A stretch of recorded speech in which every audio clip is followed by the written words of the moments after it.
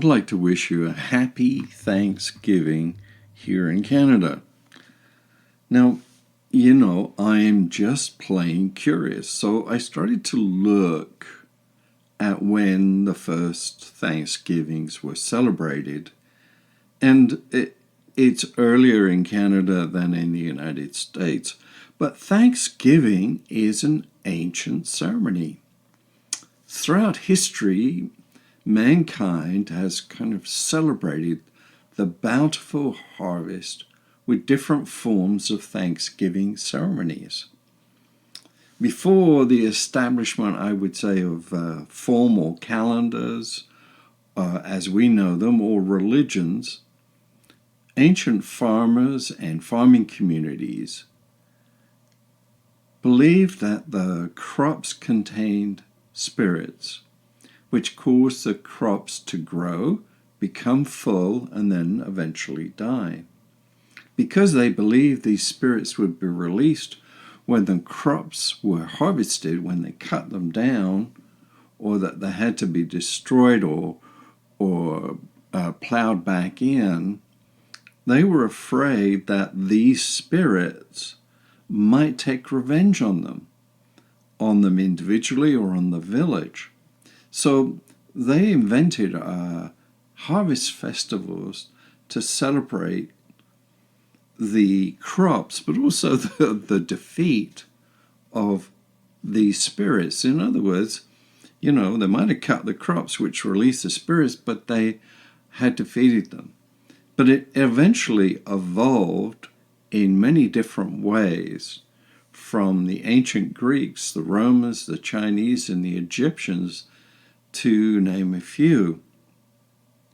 The Druids believed differently again, and they just celebrated the harvest as an opportunity to have a 3-day kind of festival and to celebrate abundance, to have a big party and say thank you. These festivals and celebrations were held by the ancient Greeks, the Romans, and the Chinese, and the Egyptians. The ancient Greeks worshipped many, many different gods and goddesses, and the goddess of corn, or all grain, was Demeter, who was honored at the festival of Thessamorphia, which was held each autumn.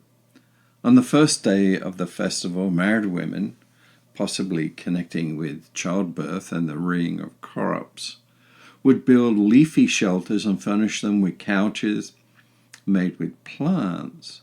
On the second day they fasted, and on the third day was a great feast and offerings to the goddess Demeter, gifts of seed, corn, cakes, fruit, and pigs. And it was hoped that Demeter's gratitude would grant them a good harvest in the following year. It also was an opportunity for their society as a group and their villages to party up. Yes, they seem to party often with that. The Romans celebrated a harvest festival called Cerealia, which honored Ceres, their goddess of corn, from which the word cereal comes from. The festival was held each year on a specific date, because by the time the Romans sort of wrote everything down, they had a calendar. October 4th was the day of the offerings for the first fruit of the harvest, and pigs were offered to Ceres. Their celebration included music, parades, games, sports, and then a Thanksgiving feast and a party. So in the Northern Hemisphere, or in, shall we say, Western celebration, Thanksgiving has been around for centuries. It's been around since man has been a farmer. Yes. Now in the Asian cultures, it is also a harvest festival. They call their festival Cheng-Chi, which is full moon that fell on the 15th day of the 8th month. This day was considered the birthday of the moon, and special moon cakes were made and celebrated. But there's a deeper story about moon cakes. I won't get into this, but sometime later maybe. The Egyptians, the ancient Egyptians, celebrate their harvest festival in honor of Min, their god of vegetation and fertility. The festival was held in the springtime, the Egyptians' harvest season. The festival of Min featured a parade in which the pharaoh took part, and after the parade a great feast was held. Music, dancing, and also sports were part of the celebration. When the Egyptians' farmers harvested their corn, they wept and pretended to be grief-stricken. This was to deceive the spirit which they believed lived in the corn. They feared the spirit would become angry when the farmers cut down the corn where it lived. So, Thanksgiving has been around since man started to farm and started to live in villages. It's the early right the way to now. But if you live in North America, the American Thanksgiving seems to dominate the airwaves and dominate the television. Well, that's one of the things that we as Canadians sort of experience, the hugeness of America and its marketing. Every year see one movie scene that features a happy family enjoying a bountiful dinner of stuffed turkey and mashed potatoes. Nevertheless, it's not celebrated the same way everywhere, and it's also celebrated at a different time. The Canadian version of Thanksgiving is very similar to the American relative or celebration, but it's based on a different idea. You see, the Canadians celebrated Thanksgiving earlier. It was Thanksgiving because, in fact, two men survived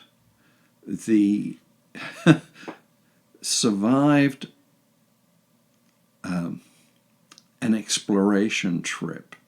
It was the British explorer Arthur Frobisher and his crew had returned from their search of the Northwest Passage, and to give thanks for their safe, surviving, they organized a feast. And this can be traced to the first Canadian Thanksgiving, and that was in 1578. The French settlers who became part of Canada, they celebrated as early and in the 17th century. But the American celebration has a significant difference. The American celebration has to do with the feast that the Pilgrims shared with I'm going to get this wrong, Wampanoags, the indigenous native tribe that lived in the same area in 1621, in the same area where the Pilgrims were. This is quite different in nature. It is not locked around the world to the settlement and survival of the Pilgrims. The Pilgrims were used to celebrating survival, as the original Pilgrims that left Plymouth Harbor were in fact kind of shunned for their severity of life by the British population and moved to escape from it to start a colony in America. Now, survival is a great thing to celebrate. And often through famines and through persecution, different cultures have celebrated Thanksgiving in the fall, surviving a famine, a drought, attack, war. It's been celebrated many ways. So here we have Thanksgiving. What do you give thanks for? What do you truly give from your heart and take a moment and say, well, thank you for this. I am alive. I am well. I have family.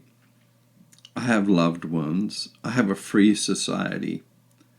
In our world of disruption right now, there are many places of the world and many cultures that are unable to celebrate Thanksgiving, whether that's China or parts of Asia or parts of North America or Europe.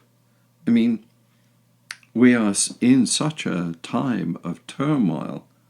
I think for me, the biggest thing to give thanks for as a Canadian is living in Canada, living in a world where there is peace and there is order, there is freedom of expression, my family, my friends. It's a wonderful event to take a moment to celebrate. Now, myself personally, I don't like turkey, and it's caused controversy sometimes with family. I know that my dear wife loves turkey, and yet she doesn't cook a turkey for us because, well, there's just two of us most of the time. But I just don't like it. Now, in England, in the Middle Ages, it was never turkey. It was goose. Goose. Yes, and I don't like goose either. It's even fattier than turkey. You know, turkey is North American. In certain parts of the world, it is beef. In other parts of the world, it is fish. It is really sometimes just grain. You know, it's easy for me sometimes to have my mind closed about how it should be, because I live in a culture and it's in the advertising, in the marketing, and it projects all sorts of pictures and ideas to me through the advertising, through the television, even through the movies, of how perfect or how wonderful Thanksgiving should be. I must admit, my first Thanksgiving in Canada was quite a shock. I arrived in 1966 in October, and the first the first few days I was here, and there was a Thanksgiving, and I had gotten a job, and the manager of the office said, "What are you going to do for Thanksgiving?" And Thanksgiving had never been in my head as a big event, but his family invited me to go for Thanksgiving. So I got kind of, as I was very British then, and I put a white shirt on and a tie and the best suit I owned, and I went to John's house and we sat down for Thanksgiving dinner. We held hands and said a prayer, and there was a turkey. And I had never had turkey before. And so, you know, I ate and I was a guest, and what I liked was his family, his two boys and his wonderful wife. They celebrated and they actually gave thanks for their life and for the way that things were. So Thanksgiving since I've been in Canada has been a special time for me. I notice what I have. I notice what I don't have. I notice how I am being in the world. I'm also quite aware of those that don't have the trappings, I call it the trappings of Thanksgiving. And some people are, are so attached to stuff that they feel left out if they don't have turkey, or they're not eating in a group, or there's nobody around them. And I can imagine that it is very difficult when you are alone and you're on a budget, or you are older, or you're living on the street, to not feel thankful for what is going on. And to make an extra effort for the homeless or for those who are less fortunate. I think it's really the best gift of Thanksgiving. When I used to lead the Pursuit of Excellence, we put together a team, and we would go and we would create the food for Thanksgiving and take it down to sort of the east end of Vancouver or Gastown area, and we would put on a Thanksgiving dinner.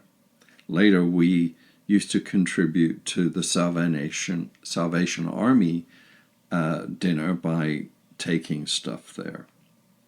We did that for years, and even when I stopped working for Context or leading the Pursuit, I did that as part of what was part of my sort of way of giving thanks. So what are you going to do this year to give thanks? Is it to pray for a more peaceful world, a better world, a happier world? Is it to take reflection and pray for those who are in difficulty? Or are you going to take a physical opportunity to say thank you to the people in your life? It doesn't have to be Christmas to do that. It can be Thanksgiving to do that. Are you going to give back as a result of the wealth and the beauty that's in your life? Or are you going to curse and be angry that you don't have those things? Well, that's it. That's my Thanksgiving message. It's an old tradition. It's full of spiritual meaning. It's full of love, and it's full of compassion. Thanksgiving is an opportunity to be a wonderful time and spend with your family. Now, don't make the mistake of watching hours of football, which seems to be the big US celebration and the big Canadian celebration to that extent. Be present, be loving, and I wish you a very happy Thanksgiving.